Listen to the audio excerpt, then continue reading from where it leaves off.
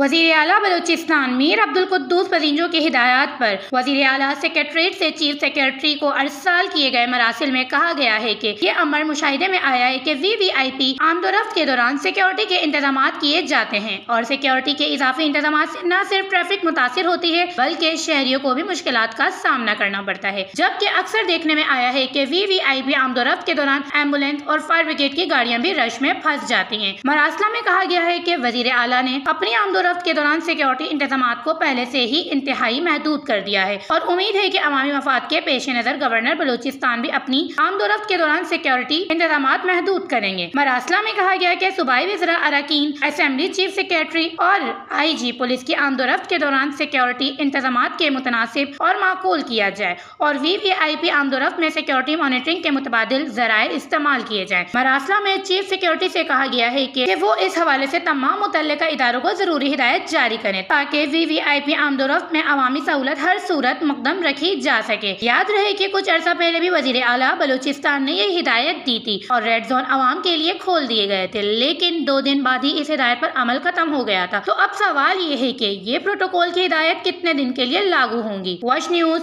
Quetta.